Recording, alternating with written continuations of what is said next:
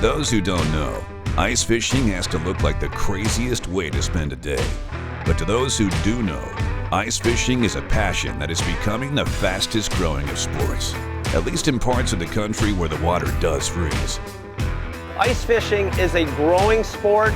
Up here in North America, it continues to grow. More and more people are getting their kids out. They're staying warm. They're having fun doing it. If you haven't tried it, get out ice fishing. Eric Hadia knows firsthand the draw of the ice. While many pursue panfish or walleyes, Eric has a hidden gem in Milwaukee Harbor in Wisconsin that produces huge brown trout. There she is. Oh, there you go. Well, that's not bad. About a little 4-pounder. Look at his nose. All beat up from spawning. They come in here and they spawn up in the rivers in here. Yep. I start fishing for these brown trout typically in late October, November. I fish them in my boat for a couple of months right up until about the end of December. Fish on, fish on! Woo! And then what I do is I start doing the ice trips in January and February. Fish on! Got him? Got him. Oh, they just don't give up, you know? No, they don't. All right, here, looks like a female brown. Actually, there you go. Look at how big that is. Whoa! Yep, and then just grab her right by the tail. Look at that. It's another female. Look at the loose eggs popping out. See that? Look. Oh yeah, look at that. Loose eggs. Now, if I wanted to keep some of those eggs and tie up spawn sacks, this would be a prime candidate, but I have plenty of eggs. Okay. And I'm just gonna let this female go. Watch the color. I'm gonna turn this fish once you get her unhooked. Understand this, these fish do not naturally reproduce. So you're really... They go through the motions, yeah, basically. Okay. You know, so that's a nice fish. We'll let her go. We'll let her spawn, go through the motions. Maybe catch her next year when she's 15 pounds.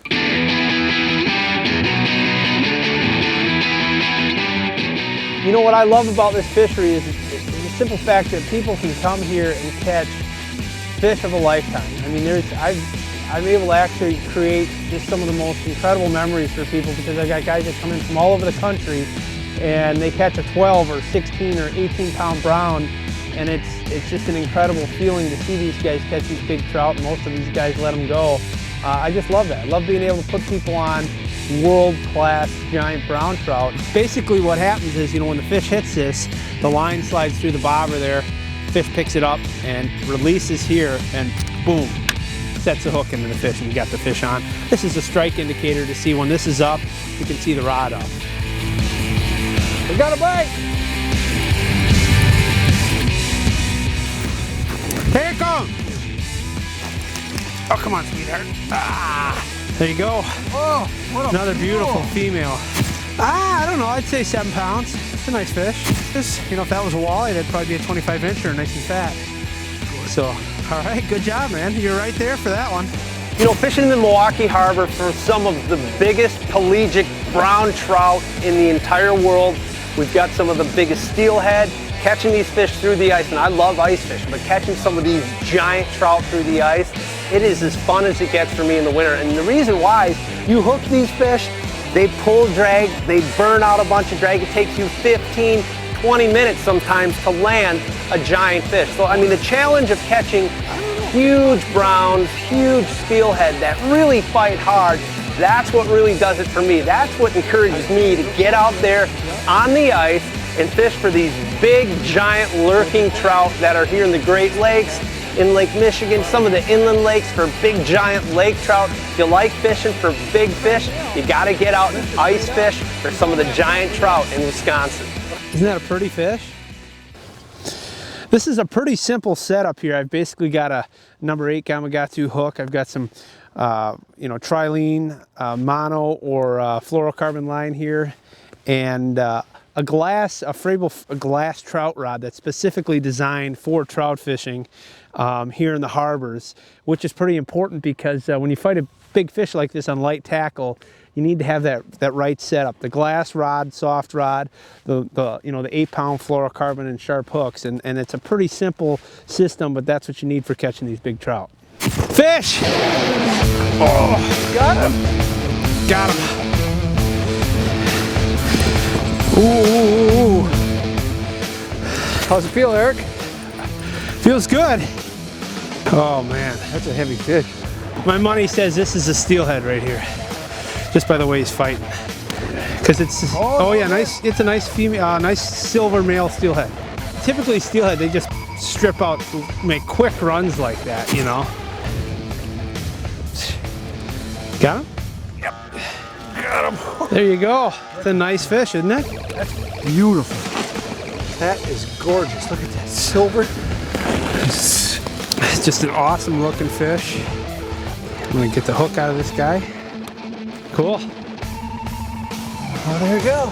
All right, man. You know, the whole draw to ice fishing is it's completely different. You know, people think nowadays that you're going to be really cold, you're going to freeze your hands, you're going to freeze your butt off out there, but that's not the case.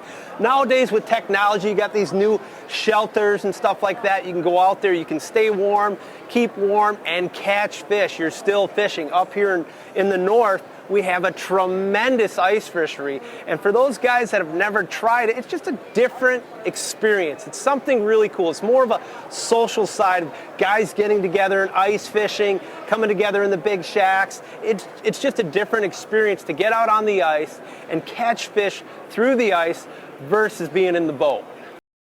Up next, the sport keeps evolving. This is not your grandpa's ice fishing. You're watching North American Fisherman. North American Fisherman is brought to you by Triton Boats. We take America fishing.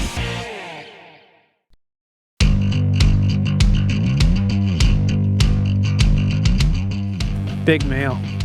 Oh, wow. Look at those head shakes right at the bottom of the hole. Oh, wow. Yeah. There he's got. Here he comes. Head up, head up, head up. Wow. Look at that giant. Look at that giant. You know, when you're pulling up a 20 or 25 pound fish through a 10-inch hole or an 8-inch hole, and you see the size of these fish swimming underneath the ice down there, to me, that just is as good as it gets. You know, that's what I live for, is to catch the new world record, the next biggest trout. I mean, these huge fish that are swimming down there, pulling them up through the ice, seeing a 30, 40-year-old trout like that, being able to catch it and then let them go, let them swim away, you know, these big giant fish. That's why I fish. I'm out here all winter long, ice guiding all winter long, taking people out there for big browns, big steelhead, trying to catch them that fish of a lifetime. It looks easy. Drill a hole, drop a line to the bottom, but there is much more science to the sport of ice fishing. That's too bad. Oh no, I lost him. All right, I got one. Oh my God, all right. Woo! Yeah, baby. This is not your grandpa's ice fishing. The latest equipment and gear give anglers an edge fishermen from years ago would be amazed at. It started out as just trying to get some fillets to eat, going out in the cold, trudging through. It wasn't always a fun sport because it involved cold feet, cold hands, hard to get there.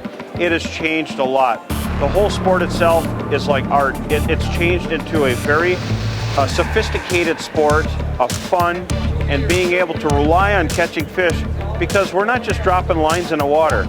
We've got Lake Master maps to show you how to get there, what it looks like.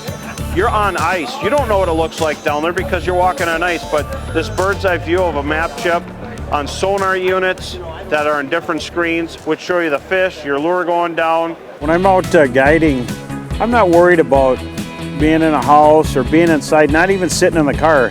I just use the car as a wind block so I could be outside where I could hear if people need things. All right, that's what we're after right there. There really is an art to catching panfish. You can throw a bait down and that fish can turn you down every time. And it's frustrating for some people because they can't catch them. The real art is the cadence of jigging. A cadence of jigging, it's a certain way to jig that gets the fish to react.